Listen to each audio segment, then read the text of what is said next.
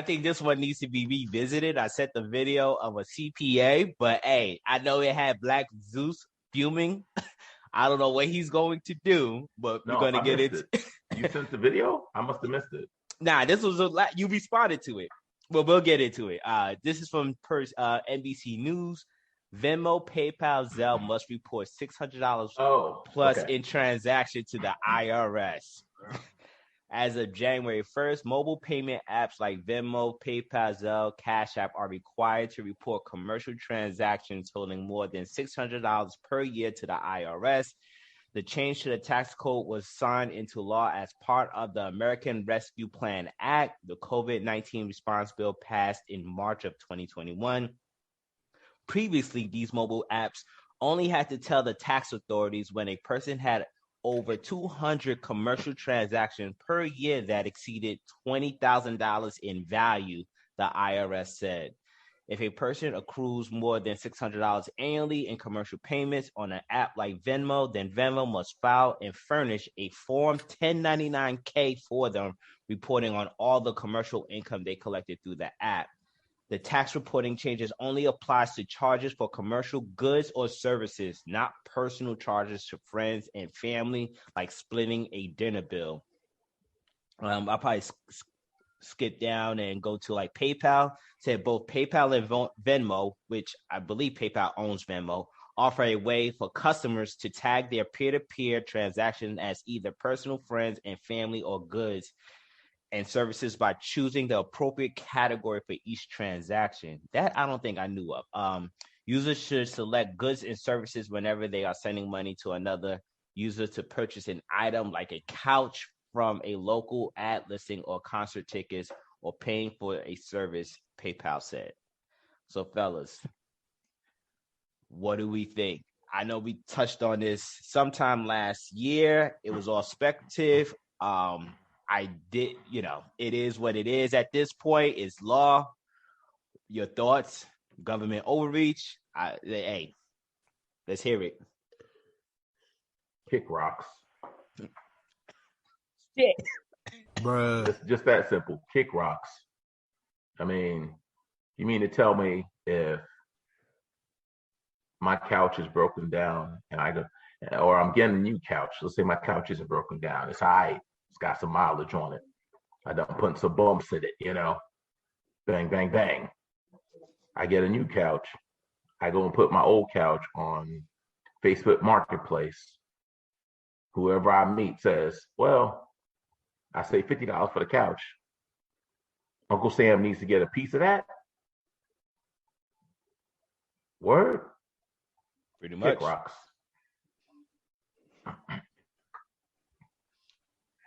Well, I think might have been Smith who mentioned it before. Where this is just, this is payback for these stimulus checks that we got. Yeah, that's what I said.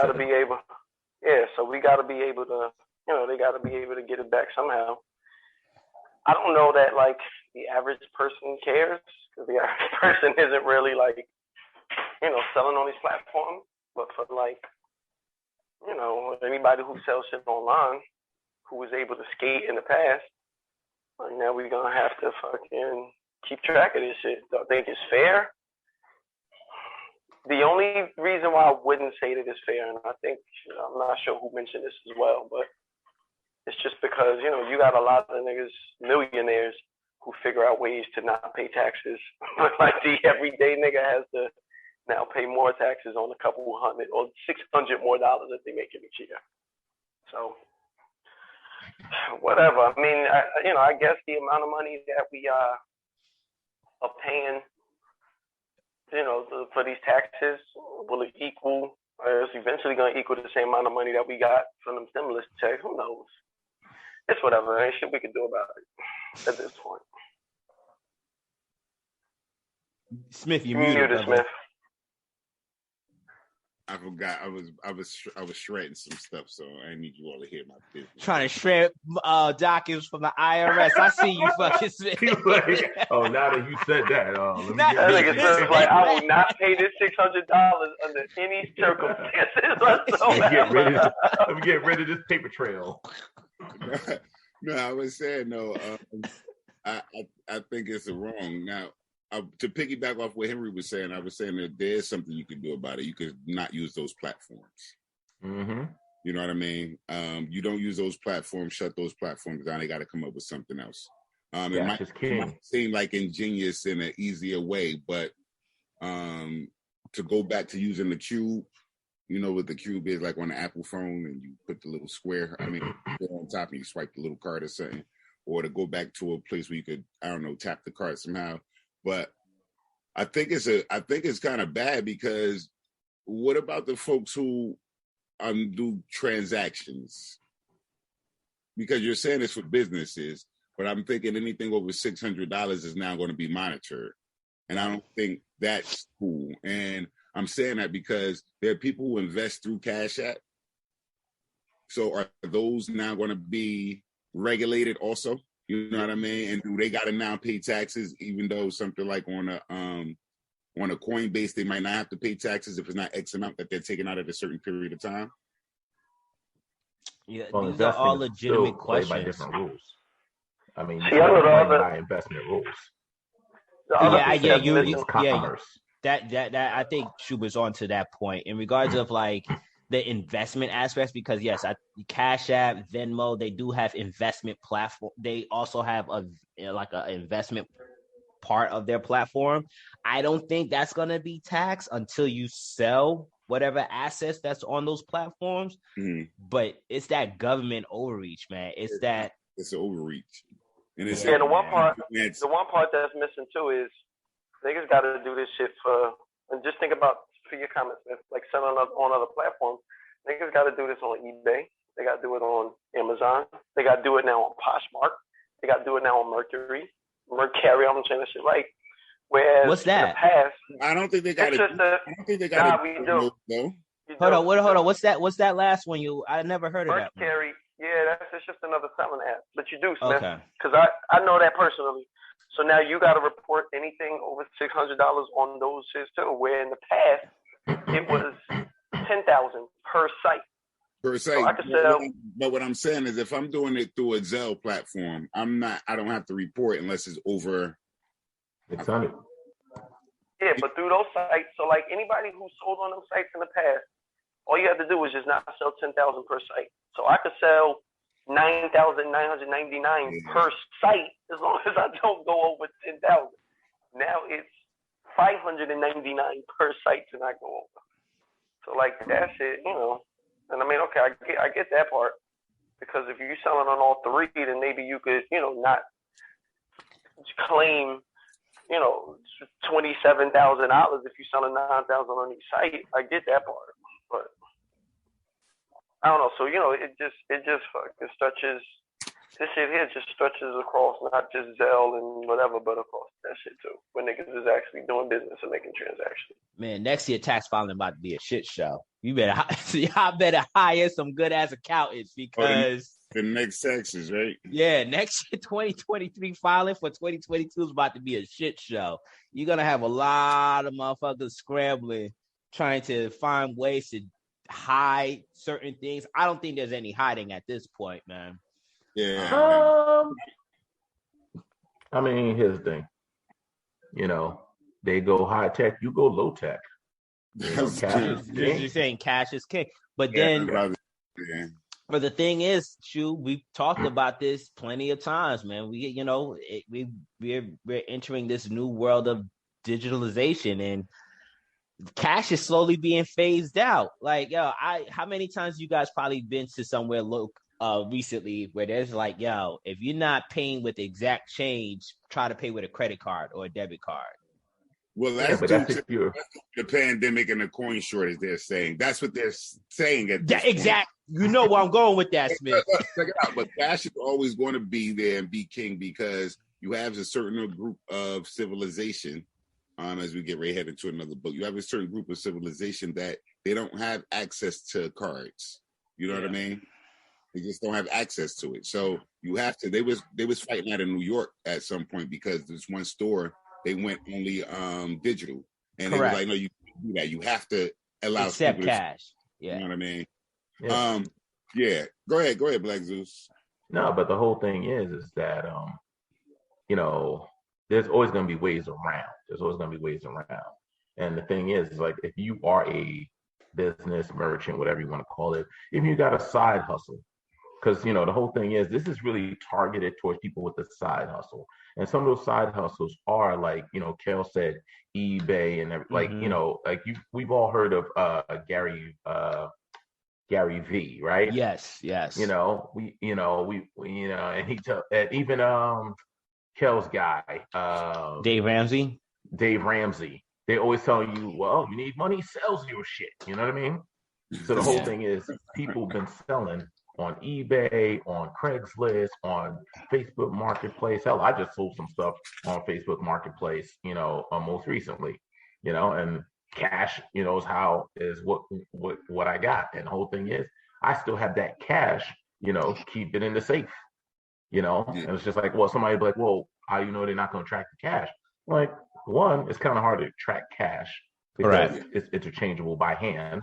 Correct. And two, you use that cash specifically on things like gasoline, groceries, low budget items. You don't use it to go and buy a large item, like buy a car or something. You buy all the low key stuff. Like that's just how simple it is. I mean, this is really targeted towards people that are doing the online selling and the merching and this, that, and the other, because there's so many ways to do it. What are you talking about? Shopify, Craigslist, eBay, Facebook Marketplace. If you're selling an online digital platform on your own, this, that, and the other. There's so many ways to make money online now that you don't have to go to a 9 to 5. And Uncle Sam is trying to crack down on that. Yeah. And I would say until they regulate the marijuana industry, cash is going to be there because these motherfuckers don't have nowhere to put the cash. Because remember, they won't let them put it in the banks. So that's a good point. You're right. I think coming in and they can't change it over because they won't let them put it in the banks. That's true. But what could happen, and this happened in India. I'm trying to find this story. They could slowly. I know, like you mentioned how in New York there was a vendor who basically was, who was trying to basically go all digital, and they kind of cracked down on them. And several cities throughout the nation kind of basically passed laws where you can't necessarily reject cash. But they could do some shit like India where they slowly demonetize certain dollars. Like I think in India, the prime minister basically demonetized like a rupee of some sort, like a highly popular rupee that was similar to like our $20 bill. So could you imagine US saying like, okay, we won't necessarily say cash is forbidden, but like we will no longer have $20 bills, which is like the most popular dollar bill that's in circulation. We will no longer have $20 bills in circulation anymore. So let me get 5 singles, 2 10s. You know how annoying that shit's gonna start being, bro? Hey, bro, listen, you do what you gotta do. I don't think it'll be that annoying when that becomes the norm. Yeah. Bro, the mask are the norm at this point, right? So I mean, at any rate, any rate in the beginning, it's going to be a little more, getting used to. But I don't think it'll be a big issue. And if niggas don't want to pay that money, they're gonna do it. Yep. If they don't want to pay the taxes, they're gonna do it. Like, fuck it. If there was a way that I could get around my side, without paying taxes on my side, I'll pay niggas and I'll accept all pennies, whatever. Yeah. Hey, bro, it's like I would rather say, okay, I'm charging you $100 for this thing. Oh, 20s aren't acceptable anymore, and you don't have exact change, bro. I'll take 99 singles. I'll take 98 singles. But what if they start less than the 25% tax that I'd have to pay to Uncle Sam? But I don't know. I got a sneaky suspicion why they might not necessarily say cash is no longer, like, you could still accept cash, but they could start slowly doing what India did. On my screen, India demonetized like 2 of their most popular rupees and shit. I'm not gonna even try to pronounce the fucking prime minister name. The shit is crazy. But yeah, he basically went on television basically saying like, the 500 rupee and the 1,000 rupee currency notes will no longer be legal tender. Okay. So that's not saying all the rupees are illegal tender, but if you start phasing out, let's say President Biden say, all right, we will no longer have the $1, the $5, and the $20 bills no longer in circulation. All you have is a $100 bill. You know how inconvenient the $100 bill will be for people to have. So people are just gonna start transacting in digital. Though. That would be impossible. Yeah, I'm saying, I was like, that wouldn't make. Yeah. That would be impossible. So you're just only gonna work. So like you said, with India, they got rid of the higher rupees. They didn't get rid of the lower denominations. Yeah, I'm just saying though, but like that could be a concept to force people onto these platforms. You just make the other tenders illegal. But you can't put everybody on a platform because everybody is still not equal. That's true. I'm just saying like this is how. One platform. It's not going to work in our society. In India, it's different over there. You know what I mean? And this civilization that we live in, they got a different civilization in India. And the one we live in, that's not going to work. It's not going to be acceptable. Yeah. It's going to be interesting, bro. I think that's my prediction. I think they're going to the way they're going to circumvent the whole everyone just going back to cash. I think you're going to start seeing my prediction. You're going to see these other dollar bills being considered illegal tender bills and shit. And that's fine, bro. But the whole thing is that you got to remember that humankind is a survival animal. And then B is the fact that we survived without cash before.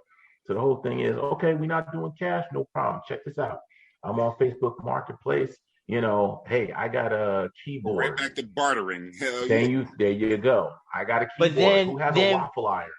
But then we talk about being robbed. Like one of the most convenient thing about the peer-to-peer lending platform is now I don't have to worry about carrying a good that I could be robbed for. Like it's either you sit, but this is where you get smart about it. You say, okay, meet me at a public place during daylight, like in a parking lot somewhere where I can see you, you can see me, and who I'm with. You don't say, well, I'm going to meet you in Patterson at 11 o'clock at night behind the dumpster. Like, come on, man. But bro, that's the only time I'm available, man. No, I say that only because I remember one time, I went with my man to go get a cell phone that he was buying off of somebody, and it was Patterson. It was like 10:30 at night. I'm like, really, dude? Retard alert. That's crazy. Exactly. I'm sitting in, and mind you, here's the thing. I'm in his Beamer, okay? We're in his Beamer going to get... retard alert. Nah, that's like, 2 strikes. And he's like, yo, you got the hammer, right? I'm like, yeah, but still, my dude, for a cell phone? I mean, it went, the deal went fine, but still, it was just like, really, my dude? Yeah. Nah. Your man is operating on another wavelength, bro. That would never be me. I couldn't believe that shit. All right, next bit of news. This is coming from the New York Post. So the Manhattan DA, district attorney, to stop seeking prison sentences in slew of criminal cases. The Manhattan new DA has ordered his prosecutors to stop seeking prison sentences for hordes of criminals, to downgrade felony charges in cases including armed robberies and drug dealing, according to a set of progressive policies made public Tuesday. In his first memo to staff on Monday, Alvin Bragg said his office will not see carceral sentence except with homicides and a handful of other cases, including domestic violence, felonies, and some sex crimes and public corruption. Assistant District Attorney must also now keep in mind the impacts of incarceration, including whether it really does increase public safety, potential future barriers to convicts, involving housing and employment, the financial cost of prison, and racial disparities over who gets time, Bragg instructed. So, did they say that they are going to forgive armed robbery but not domestic violence? Yes. So basically, they will not. So the memo detailed a couple of things. I'm just going to read the first one, and then obviously you guys could read on to see the other 4 bullet points that's on my screen. So the first one is like armed robbers who use guns or deadly weapons to stick up stores and other businesses will be prosecuted only for petty larceny, a misdemeanor, provide no victims were seriously injured, and there's no genuine risk of physical harm to anyone. Armed robbery, a Class B felony, would typically be punishable by a maximum of 25 years in prison, while petty larceny subjects offenders up to 364 days in jail and a $1,000 fine. So that's a little bigger.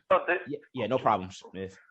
Did they define domestic violence, or is that just like one slap and you getting locked up? That shit is stupid. Not saying that niggas shouldn't, lock niggas up for domestic violence, but like if a nigga comes in somewhere with a fucking weapon and threatens a nigga's life to rob some shit, like nigga, you gotta lock him up if you're gonna lock somebody up for domestic violence, unless you're gonna say, the domestic violence suit, is only gonna be if niggas end up in a hospital. Because the law really care about these dudes who's getting their ass whipped by their women, huh?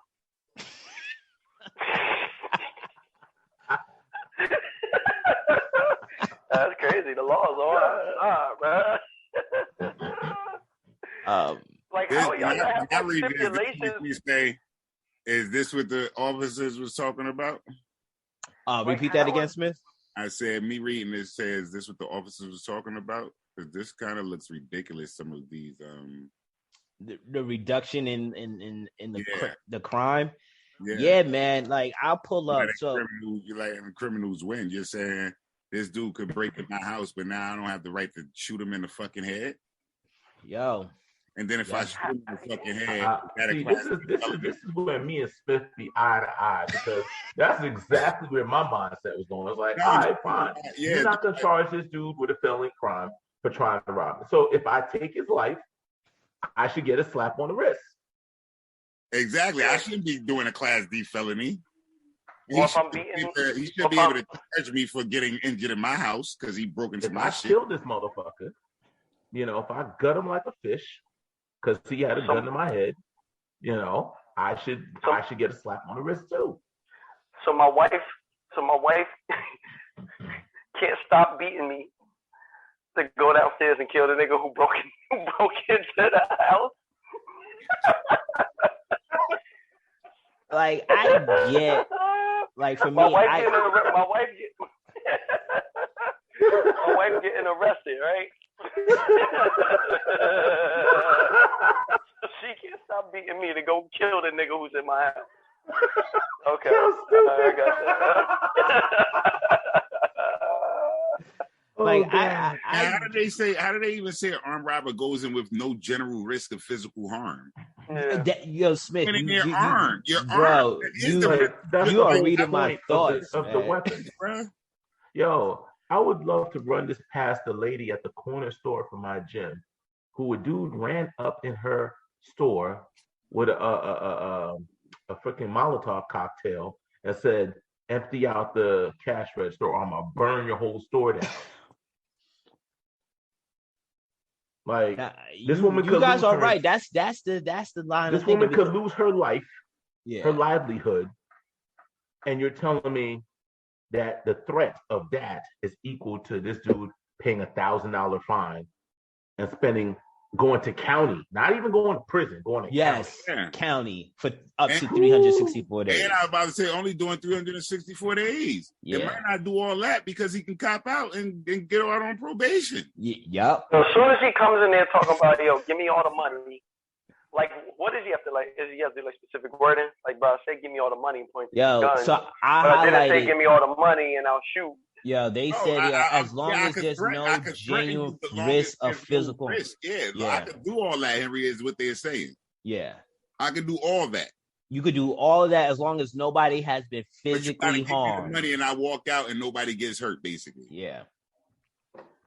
So you could put the threat up as long as you actually don't, follow through on the threat.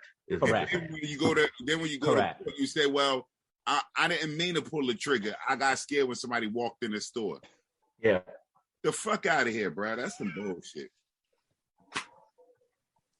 Yeah, it's and like there's a follow-up story that I was following. So like clearly a lot of shopkeepers they express fear and concern as you alluded to, Schubert, in regards of the shopkeeper that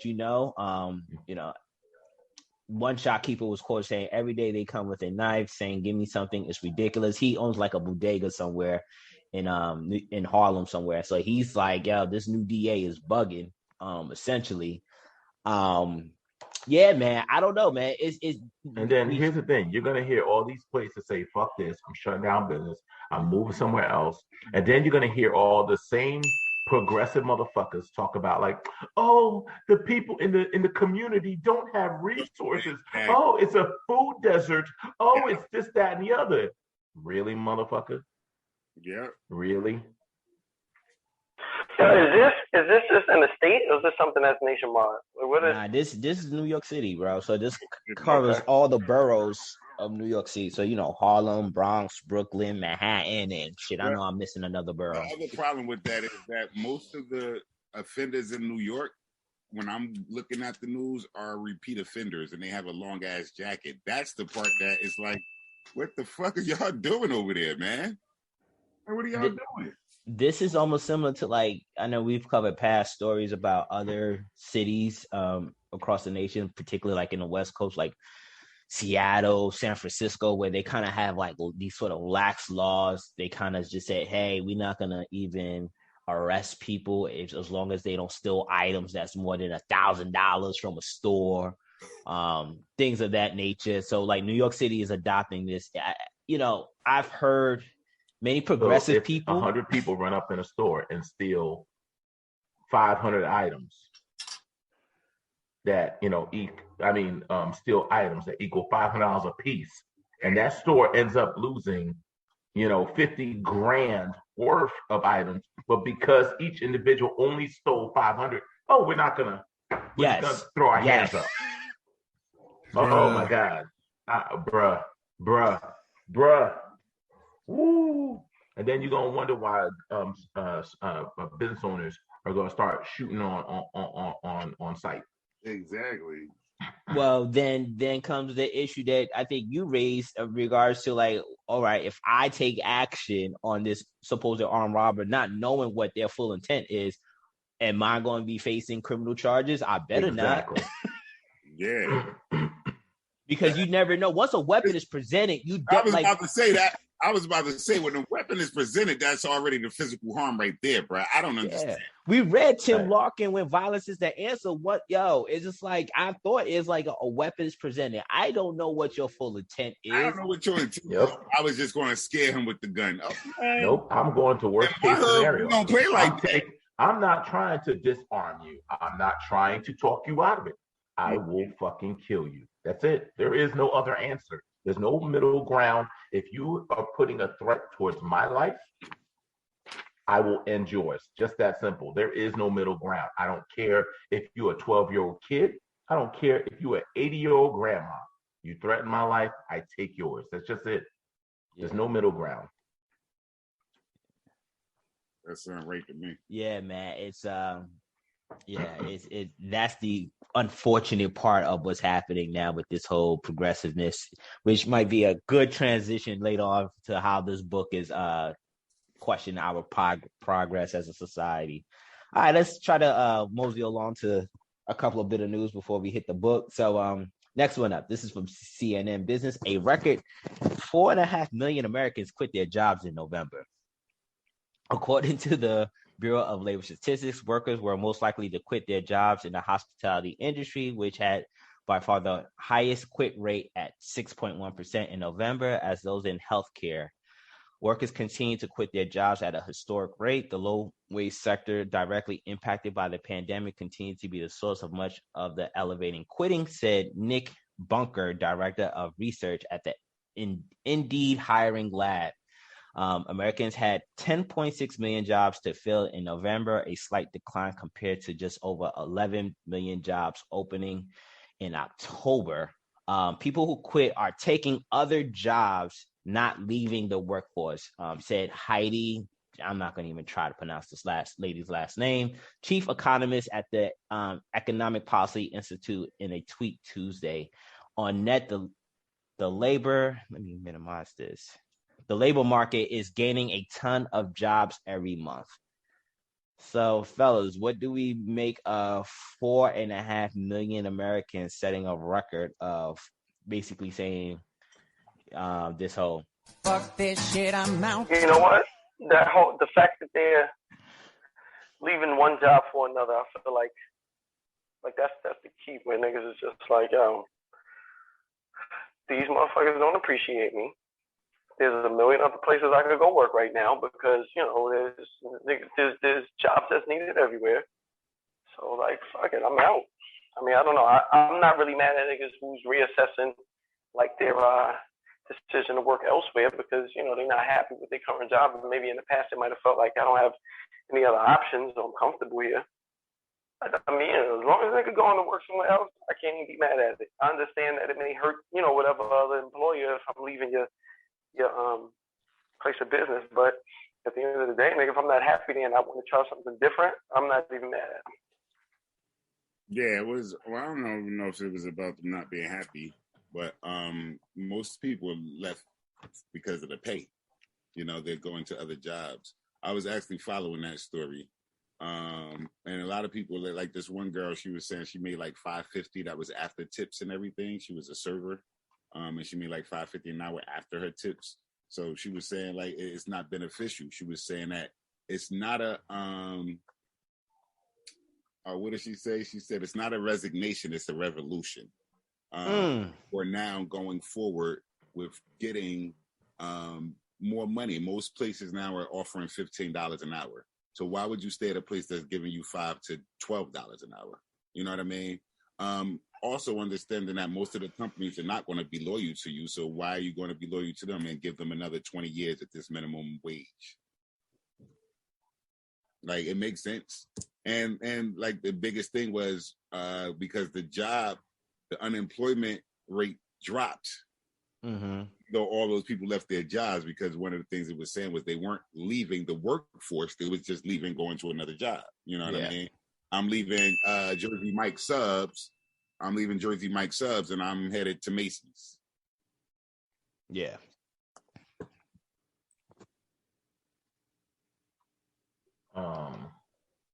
It doesn't surprise me that's the hospitality industry. If you know anything history about the hospitality industry, is that it is the most abused industry by customers, meaning the fact of, you know, whether you're serving people at a table or a hotel or, you know, it's pretty much the hospitality industry is the hotel, restaurant, service industry. And, you know, the saying, the customer is always right. So customers are the most abusive in those, in that industry. Okay, because they're always right, quote unquote. You know. Secondly, is the fact of we have to understand that if you know anything about the history of tips, tips was something that was done back in basically done in England, where it tips stood for, you know, they used to have like a jar, you know, it was a bribe basically to get, you know, tips stood for to ensure prompt service. All right, that's where tips come from, to ensure prompt service. So you basically bribed a waiter or waitress, you know, to, you know, pay a little bit more attention to your table by leaving tips. And the whole thing is it became an industry standard overseas. And then later on, when slaves were, you know, slavery was abolished, you know, that was one of the things that they used to do with, you know, former slaves. It's like, okay, well, the law says we can't enslave them anymore, but I don't want to hire these niggas, but they could work for tips. And that became a standard here in the United States. Now, that becoming a standard in the United States, where now, you know, if you work in the hospitality industry, you got paid less than minimum wage, which was like, those used to be times like $2.15 an hour because it was based on tips. And when you, like I said, when you're in a industry that people can abuse you and talk to you and treat you however they want, and they can judge however they want to tip you, you know, you're not guaranteed a steady paycheck. It's a hit or a miss. Sometimes you might win big, especially if you're like in a high-end restaurant, you know, you'll win big where people got the money tip. But if you're working at the local diner, yeah, that might not work out as well, you know. So it doesn't surprise me that now when there's more opportunity for the people that are in that industry to move into a different direction, that they would take it. especially now with the way the market is and the economy is. A lot of people aren't going to restaurants, aren't being in public places where these servers will get tipped. Like the last you ain't time lying about that. It was pretty scarce. Man, fuck scarce. It was so pricey. I was like, bitch, I ain't got room to tip you.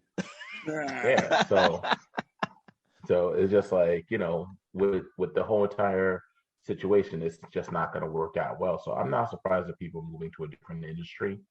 Honestly, I've always said that restaurants and the whole entire hospitality industry should get a minimum wage just like everybody else, or a standard rate just like everybody else, and not put it on the customer to make up the difference, because it makes no sense if Hakeem, if I got the $20 bottle of wine and Hakeem got the $100 bottle of wine, why is it that my 20% tip, is $4, while Hakeem's 20% tip is $20 for the same exact service? It's not even based off of a change or a separate service. It's based off of the goods that you purchase. Yeah, that's crazy. Yeah, where do we do that? Yeah. Dude, your point and argument is a good transition to the book we have in regards of being civilized to death, because the whole tipping industry really have a lot of flaws in it, and it makes it to be very confusing. I remember the first time going to Europe and I tried to tip, they looked at me, it was just like, nah, we don't do that here. And when you really look at how other countries distinguish wage, is just like they do a much better job making sure that their living wage is actually living wage. None of this other shit that you got to tip in order, to make up for that difference. So I agree.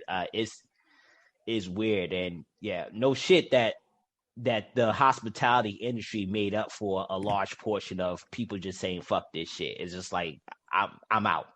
But, yeah, so we'll see. Hopefully, they're assuming that people are joining other higher paying jobs. Hopefully that's the case. We'll see what future numbers are going to look like. All right, last bit of news. This is a much lighthearted bit of news, but it's funny as shit to me. So this is from CNN. This Taco Bell is selling a $10 taco subscription. Taco Bell made it funny. Sorry. Taco Bell is rolling out what's arguably the tastiest subscription service yet. Daily tacos. For a $10 a month, Taco Bell customers can get a taco per day for 30 consecutive days. The national program called Taco Lovers Pass is available to purchasing beginning Thursday for members for its reward program and have downloaded the Taco Bell app. Taco Bell tested the program in September in Arizona. The chain experimented with a price point between $5 to $10 and said in a release that it grew its reward programs to 20%. Taco Bell likely hopes the trial turns casual customers into regular customers, increase enrollment in its loyalty program. This idea is to lure people in with a free taco. Hope they add more to their order and increase the amount that they spend at the restaurant. I'm read last one. Yum Brands, which owns the taco chain, said last year that it's aiming to grow digital sales with more exclusives. App users enroll in its loyalty program spend 35% more compared to prior to joining it. So clearly this $10 monthly subscription is working because people tend to spend more. But what do we think about now food industries is going into this direction of monthly subscription too? I like it. I think it's creative. From a business standpoint, obviously at the end of the day, the consumer is spending more than they normally would have if they didn't have the actual subscription, because it's going to make you want to, go into the actual location. I mean, they fucking tacos, the dollar tacos, the regular tacos, I'm trying to think, is trash. So like obviously if you go up in there, you are gonna order more, and sometimes you might be like, man, I don't want the dollar taco, nigga, I want something different. So I mean, I like it. It's a nice little gimmick. At the end of the day, niggas is gonna. It's a good way to get people to come in and spend more money. I'm not against it. Yeah, it sounds like a good way, and I guess in Arizona, they got a different they got a different form of folk out there. Get one, trying to be politically, man. to get one taco a day. So everybody else has these reward programs. And Taco Bell, they've been in the news lately because I don't know if you all know Taco Bell, starting from the 6th to the 12th or the 6th to the 18th, they're rolling out this wing special. So Taco Bell is trying to experiment with chicken wings. Yes. Now that I see this, because I didn't see this part. I saw the chicken wing part, but I didn't see this $10 a month subscription. I think that it like Henry said, it is creative, but I think this is the problem with where we are as a civilization. We get so many people caught up. You think that $10 a month is not a lot, kind of like, they do the $10 a month for Planet Fitness and $10 a month for, well, I know Netflix not $10 anymore, and I know Hulu not $10, but $10 and $10 and $10 and $10. You think like you're getting this great deal, but it said deli tacos, but at the end of the day, I'm getting one taco. Now, yes, I get what you're saying, but it's for 30 days. So even if you don't want a taco that day, you could just get it for 10 days and you've gotten your money. But this taco, like, it's going to be $1 taco, kind of like Henry said. So is that like really worth it?